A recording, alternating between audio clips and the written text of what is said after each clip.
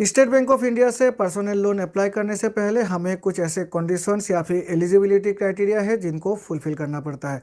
पहला जो कंडीशन है वो है स्टेट बैंक ऑफ इंडिया में हम तभी पर्सनल लोन अप्लाई कर सकते हैं अगर हमारी salary account state bank of India की उसी ब्रांच में है जिस ब्रांच में हम पर्सनल लोन को अप्लाई कर रहे हैं। इसका अगर सरल शब्दों में समझे तो हमारी जो सैलरी है वो अगर स्टेट बैंक ऑफ इंडिया की किसी भी से हमारी सेविंग अकाउंट में आ रही है और जिस ब्रांच में आ रही है उसी ब्रांच में जाकर हम एक पर्सनल लोन को अप्लाई कर सकते हैं। अगर हमारी जो सैलरी अकाउंट है वो किसी दूसरे बैंक में है तो हम स्टेट बैंक ऑफ इंडिया से पर्सनल लोन नहीं ले सकते।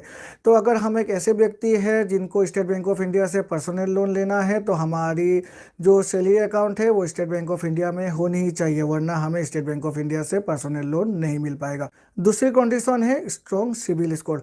हम जब भी किसी भी बैंक में कोई भी लोन अप्लाई करते हैं तो वो बैंक सबसे पहले तो हमें लोन देने से पहले सिबिल स्कोर जांच करती है, और जो सिबिल स्कोर है वो जांच होती है हमारी जो पेन नंबर है उसके थ्रू।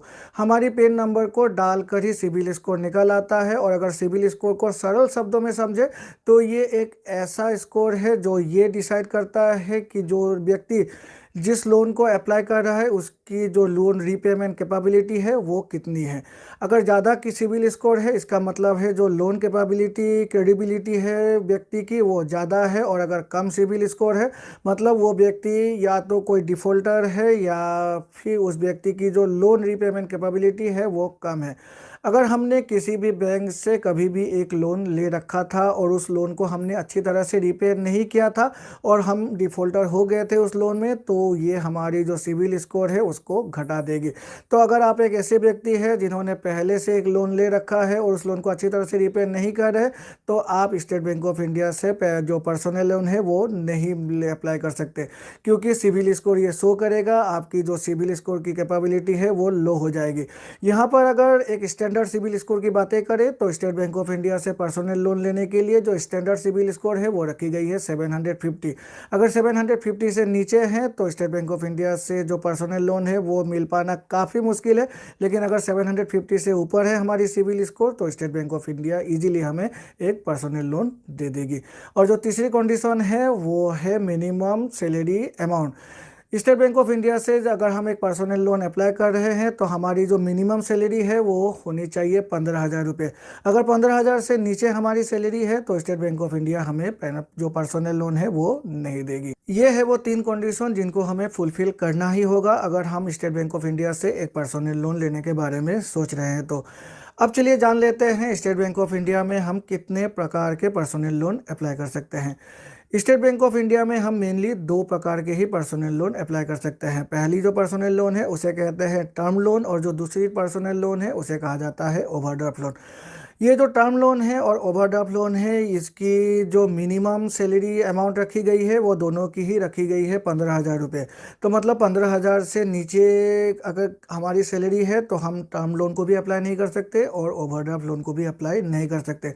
और जो हमारी मिनिमम एज रखी गई है, अगर हम एक सैलरी क्लास है मतलब हमारी अगर सैलरी अकाउंट है तो वो है मिनिमम 21 ईयर्स, और जो मैक्सिमम एज रखी गई है वो रखी गई है 58 ईयर्स यानी कि 58 ईयर्स। मतलब 21 साल से नीचे के व्यक्ति एक पर्सनल लोन अप्लाई नहीं कर सकता और 58 ईयर्स से ऊपर का व्यक्ति भी पर्सनल लोन अप्लाई नहीं कर सकता, चाहे वो टर्म लोन हो या फिर ओवरड्राफ्ट लोन हो।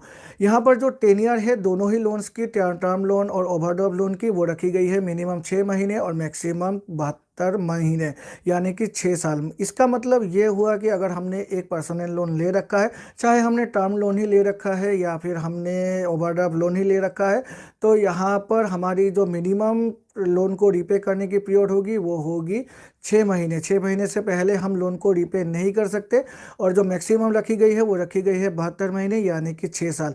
6 साल से ऊपर हमें टेन्योर नहीं मिल पाएगी। यहाँ पर अगर हमने अपनी लोन को प्री पेमेंट कर दिया मतलब टेन्योर ख़त्म होने से पहले ही समाप्त कर दिया तो बैंक हमसे 3% as prepayment penalty charge करेगी।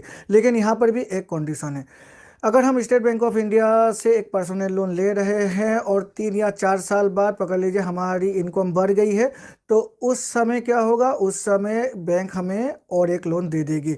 जो हमारी बढ़ी हुई इनकम है उसके बेसिस पर हमारी लोन अमाउंट भी बढ़ जाएगी, तो उस सिचुएशन में जो हमारी आगे की लोन है उसे क्लोज कर दिया जाएगा। और जब उस लोन को क्लोज कर दिया जाएगा तब उस समय जो बैंक है वो हमसे जो पेमेंट पेनल्टी है वो चार्ज नहीं करेगी। एक बात आपको ध्यान में रखना है, स्टेट बैंक ऑफ इंडिया में एक व्यक्ति सिर्फ एक समय में एक ही पर्सनल लोन को चला पाएगा, चाहे वो टर्म लोन हो या फिर ओवरड्राफ्ट लोन हो। अब टर्म लोन और ओवरड्राफ्ट लोन की जो मिनिमम और मैक्सिमम लोन अमाउंट है, यहाँ पर एक डिफरेंस है। अगर हम एक टर्म लोन अप्लाई करते हैं स्टेट बैंक ऑफ इंडिया में तो मिनिमम जो लोन अमाउंट है वो रखी गई है 25,000 रुपये।